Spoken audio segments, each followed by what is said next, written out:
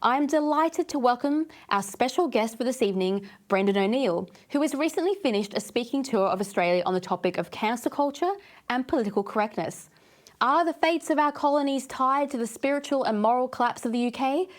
Brendan joins me now. It is my great pleasure to invite Brendan O'Neill onto the show, writer, political commentator, former editor of Spiked Online and contributor to the world's best political magazines, including The Spectator. Brendan, welcome to Spectator TV. Hi, Alexandra. How's it going? It's good, it's good getting there. We've had a lot of things going on politically because it's been budget week, but I am glad to see that you survived your visit to the political dystopia formerly known as Australia. I'm sure you've heard many things about the current state of protest culture in this country, including the display at the Opera House last year. Are you disappointed that there weren't hordes of struggling art students picketing your tour? Well, actually, it was a bit of a relief this time. I normally get that when I speak at a campus in the UK. There'll always be someone with blue hair and a naff placard out there protesting against me. So it's nice to be able to just waltz into a venue, do a speech, meet people and go home. It makes a nice change. But it was, I love Australia. My visit there a few weeks ago, that was my sixth visit, which I think is 6 times more than most people visit Australia. I love going there. It's always fun. But the thing I used to love most about Australia, which was its very proletarian dissenting culture, a culture of not doing what people tell you to do or not thinking how people tell you to think. That old Aussie culture does seem to be on the way out, I fear. And Australia has now been bitten by the woke bug. It's got all the Israelophobia that we're seeing in the rest of Western society as well. It's had BLM, and even the climate change issue is making inroads in Australia, whereas previously, when I've been there, there have been a very healthy number of climate change skeptics in Australia. So I do feel like the final bastion of Western common sense might be falling to the woke juggernaut, and that's the thing that worries me most about Australia at the moment. Well, to be fair, they had a lot of apocalypses to deal with, Brendan, and you're probably down on like apocalypse number 5 or something, so we'll give them that. But one of their favourite protest topics is the old oppressor versus oppressed narrative that has been redressed as aggressively anti-colonial. So it is BLM with a new flag and a crazy twist, considering, it is the colonial Australians who were brought here on ships in chains and forced to build the founding infrastructure. One of my relatives stole a goat to feed his family in Scotland. He was given the choice between Tasmania and death, and he had to think about it. But would you presume, like the UK, for instance, it's strange that it's the Brits, the colonials, they come from the UK. There's no First Nations culture there. They've got migrants arriving in Britain, and they are basically tearing apart the UK culture and trying to erase their history and demonising the locals. How is that possible when all the other colonies engage in First Nations culture, but the UK is not allowed to? It's such a strange atmosphere, isn't it? It's like I'm a first generation Briton. I'm the first generation in my entire family to live in this country. I love Britain, but I'm very much a newcomer here. So I do have, I think, a bit of an interesting overview of what's going on.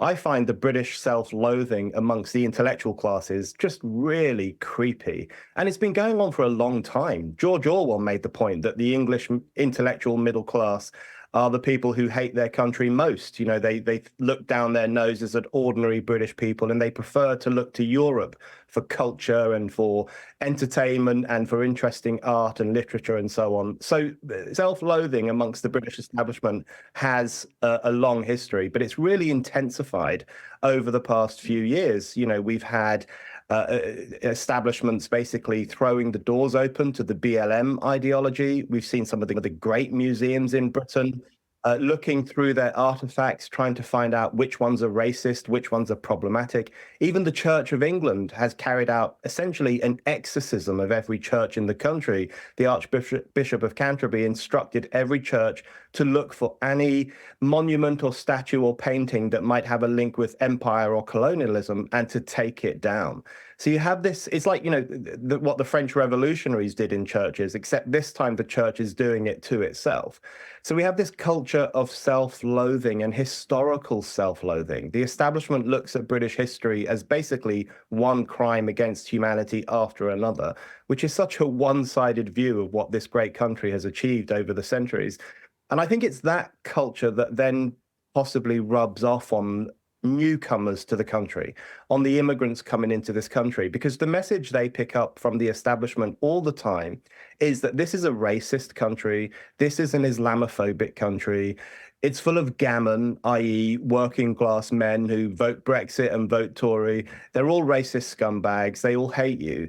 And when you send that message to immigrants, it's really not surprising that they have no interest in integrating. They have no interest in assimilating, because they're constantly receiving the message from on high that this is a problematic, horrible nation. So it's a mess created by an elite that no longer believes in itself, and mass migration that is slightly out of control. And that's a pretty toxic combination when it comes to the peace and security of the nation, I think.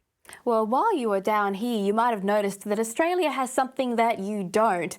We have a whole raft of race-based rules that are rapidly eroding the birthrights of Australians and replacing them with openly declared legislated race rights. So once upon a time, we had national parks, which were publicly funded and shared access for all.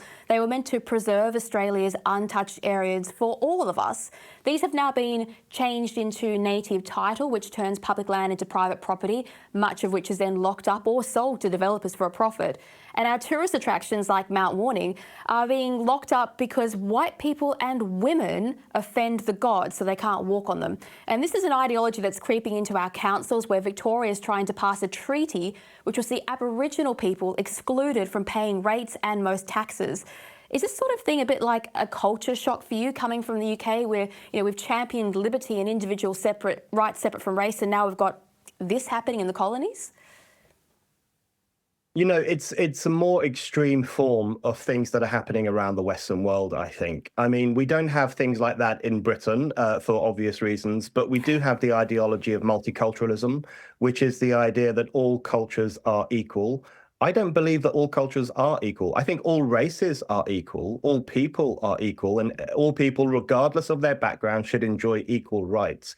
But all cultures are not equal. Some cultures are better than others. That's just a fact. And we have to be willing to make those moral judgments. But we have the ideology of multiculturalism, which basically encourages people to live in their own cultural bubble, to live in their own ethnic and religious bubble, to do their own thing, because it's probably more interesting than what the boring British mainstream is doing. So we do have a very separatist, divisive ideology in this country. We've seen similar developments even in the US, where the Biden administration has promoted policies that will favor black business people, for example, over white business people, and affirmative action and other measures like that, which are proving incredibly divisive, very harmful to certain minority groups, particularly those people of Asian heritage. So we're seeing a similar embrace of racial thinking across the Western world. I think in Australia, for various historical reasons, it's taking that more extreme form that you've described. But across the board, I think what it represents is a real negation of the great leaps forward that were made in the 1960s and the 1970s, when I thought we had all agreed that we should judge people by character rather than color, that we should try not to think racially, that we should think in terms of citizens. Who's a citizen? What can they contribute to society? Are they a good person? Are they a bad person? But over the past few years, racial thinking has been rehabilitated by the elites. They now are obsessed with race. They're obsessed with white privilege and black victimhood. They're obsessed with checking their own historical privileges and expressing pity for those who are seen as the victims of history. So they've created this structure of the oppressed and the privileged. And if you fall into the oppressed category, you will get all sorts of favors from the state. And if you fall into the privileged category, you will be demonized and possibly harassed and forbidden from taking certain jobs or speaking on certain campuses. So they've created a racial dystopia. I think in Australia, it's taking that particular form. And I think everyone needs to push back against it, just like you guys did when you voted against the Voice to Parliament, which I thought was a wonderful populist revolt against the racially obsessed elites. Well, that was one occasion where they actually asked the public. That was their mistake. They said, hey, what do you think of this idea? And we went, no, we're not doing that. But you have to be super careful with things like diversity and inclusion. Like, where is the line? If we were to resurrect the Incas, I don't know if you noticed, our Parliament House is kind of on a hill. Are we going to start seeing virgin sacrifice sacrificed and thrown down the hill to honour equality and diversity. Like, you've got to be so careful with this stuff. And the UK has a situation where I watched all these clips online. Oxford University students have demanded things like the removal of the Rhodes statue, and they've turned the campus into a pro-Hamas tent city. And the university was forced to add a plaque to the statue that said, you know, we're apologising for history, but there's no disclaimers on the tents for the Hamas thing. I mean, it's really bizarre. They've forgotten, although I must admit, you know, they've forgotten about the climate crisis. That's been ditched. But you can watch things like feminism dying in real time as the UK's cultural icon and economic export of J.K. Rowling is attacked with metaphoric pitchforks for saying that biology is supreme. But it's all a fault of politics that is manifesting in the youth of the West. Are political leaders to blame for this society of lost souls that we have? They're to blame for a lot of it, absolutely. And so are the institutions, particularly the universities, but also schools, cultural institutions, museums, art galleries, all of these institutions and popular culture. They're all infected with this ideology, and they're all promoting this very divisive view of the world. And, you know, it's interesting to hear you talk about feminism there, because people will often, I had many criticisms of feminism in the past, but I am a firm believer in the equality of the sexes. And what I think one of the things, if you say you're against wokeness or you're against political correctness, people will think you want to turn the clock back to the 1950s when women were in the kitchen and black people weren't allowed in certain venues and so on.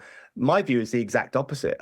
It's precisely because I don't want to go back to the 1950s that I'm worried about some of these regressive trends, because it seems very clear to me that wokeness is undermining the idea of women's equality and women's privacy and dignity by allowing men to parade around in women-only spaces and to take part in women's sports and to take jobs that were traditionally reserved for women.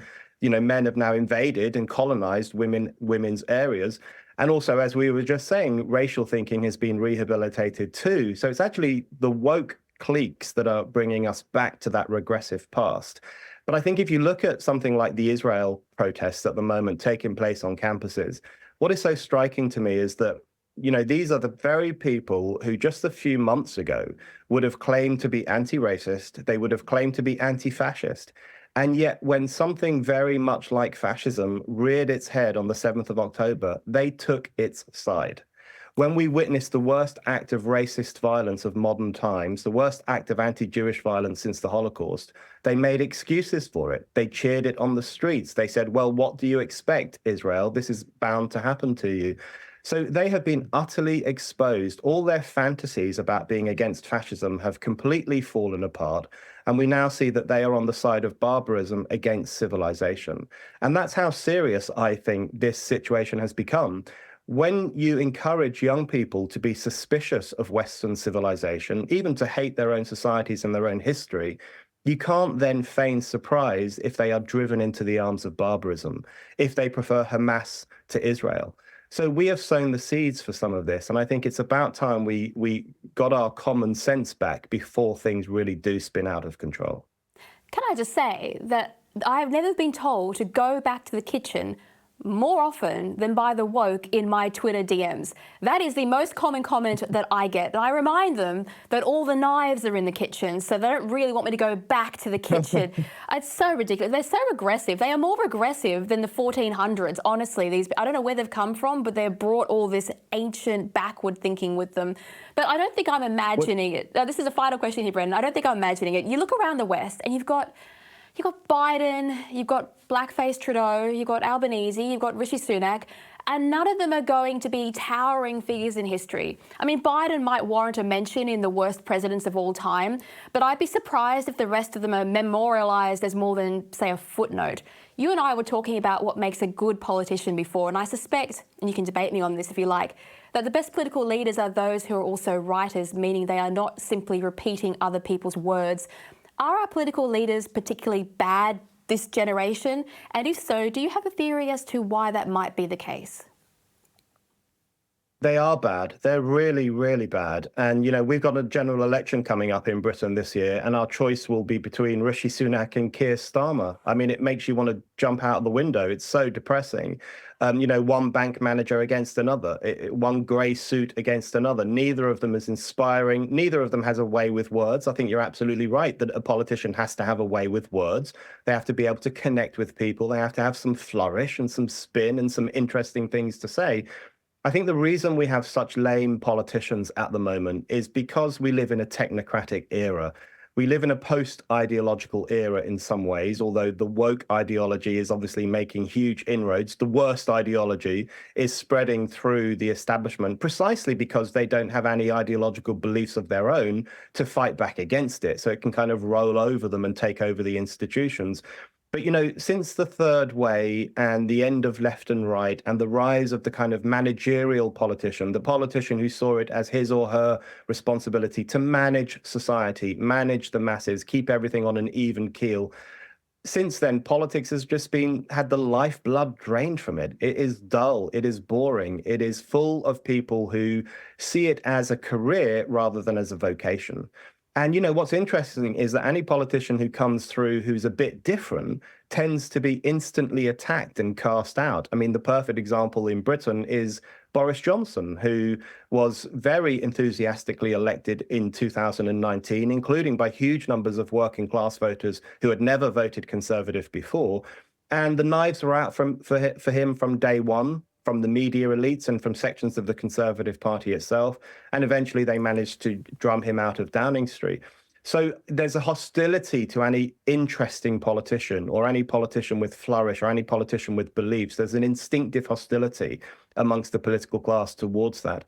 But the good news is that I think the people have had enough of this technocracy, this grey technocracy, and we are seeing populist revolts everywhere, from Britain to America, across Europe, and in Australia with the vote against the voice to Parliament. People are saying, look, we've had enough of the old politics. We want something new. I think the question now is, where will that new thing come from and when will it arise? But I think it's coming for sure. Well, every era of history needs an inspirational story, and stories require writers. At the moment, it seems like our future is being written by ChatGPT, which is not brilliant. But look, it was an absolute pleasure to have you here today. Thank you for joining me on Spectator TV. Thank you.